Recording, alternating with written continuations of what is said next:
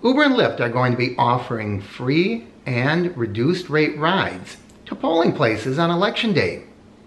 Good or bad? Let's talk about it.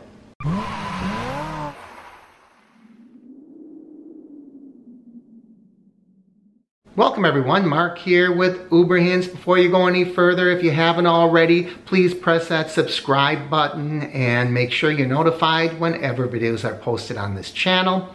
I want to talk to you about something that might be a sticky wicket because I know we all have different varying political views. I do not want to turn this into a political discussion per se, but rather look at what is behind Uber and Lyft's offers to give reduced and free rides to the polls.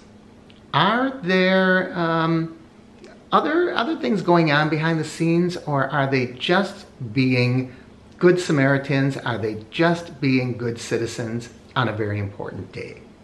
I'm going to read kind of a compilation of articles. They all say basically the same thing, but since I'm quoting a lot of different sources, I want to let you know that. TechCrunch, The Hill, Verge, a few others are kind of mixed and intermingled into here.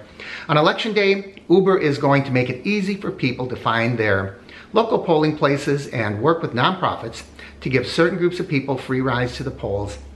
Right there, my radar goes up.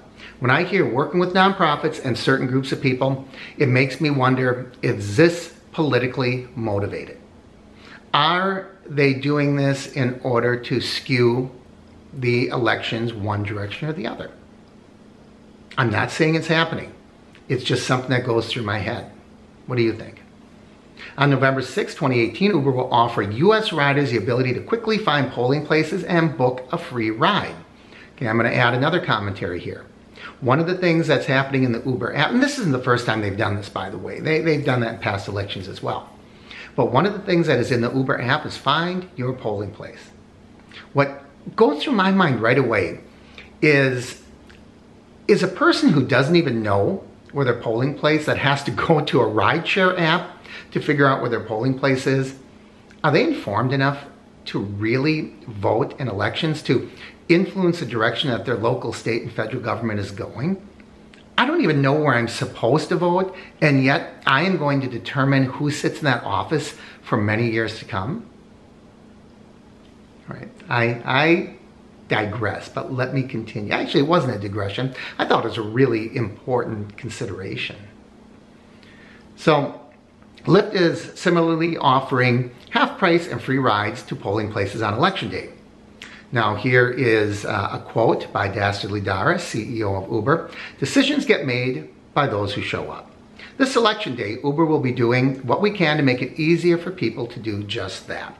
In the 2016 election, 35% of youth surveyed cited a lack of transportation as a reason they didn't vote.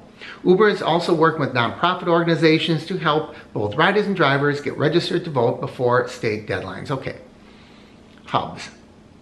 What is the purpose of hubs? The purpose of hubs is to help drivers. Now granted, I wholeheartedly believe that a part of the reason private industry exists is to support the community. Not just to employ people, but whatever capability or ability a business has to support the community in some way. Whether it's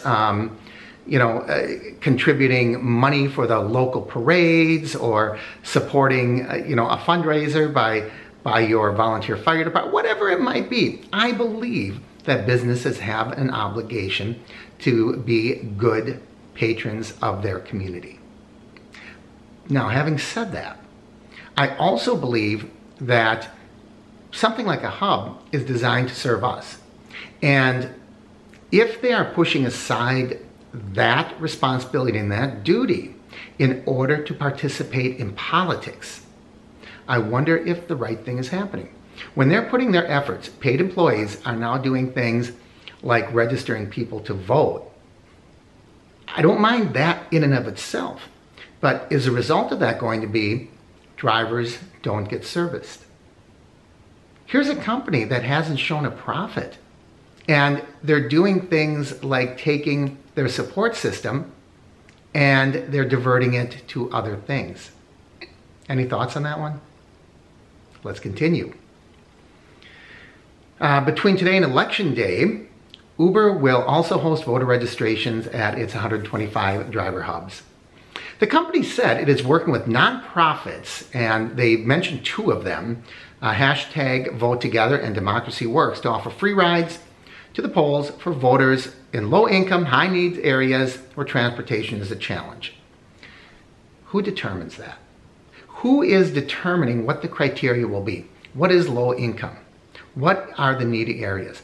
See, my concern is that they may go to areas that maybe are not in need, but maybe the demographics suggest they will vote one way or another. And if that's the case, I don't feel comfortable with it. I also don't know that the fact that something is low income necessarily means those are the only people that could benefit from a ride. We've all seen these wonderful, hardworking blue-collar communities, what they call blue-collar communities.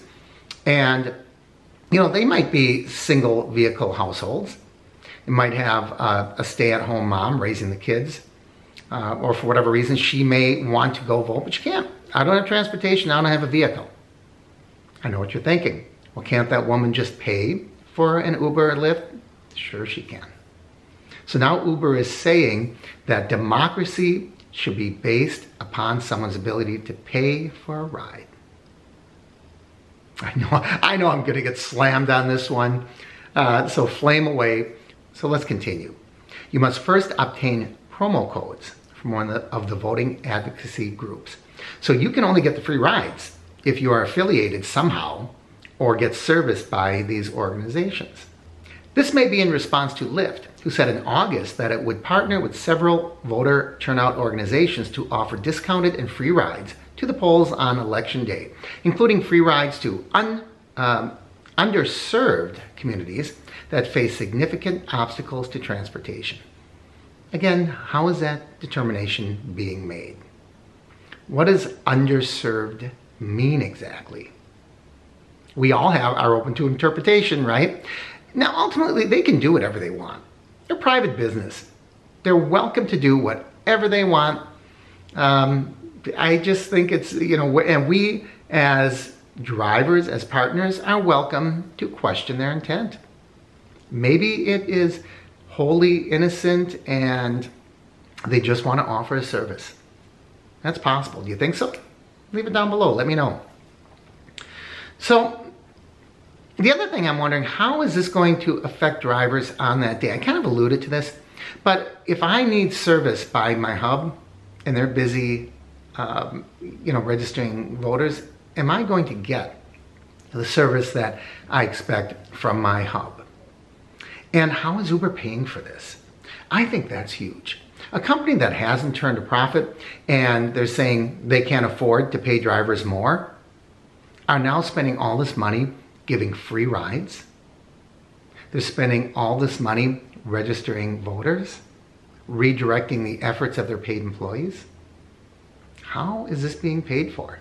I think everyone watching would like to get a little more money for the work they do rather than seeing it diverted. But, like I said, I also believe that companies have a responsibility, a duty, an obligation to serve their community. Where do we draw the line? What are your thoughts? Is this a good idea? Am I making a mountain out of a molehill, or am I raising legitimate concerns? Is there something deeper than what it appears on the surface? I'd love to hear your comments down below. As always, I love it when you like the videos, share the videos, and if you haven't already, please subscribe. I'm Mark, coming at you from Ontario, Canada, with Uber Hints.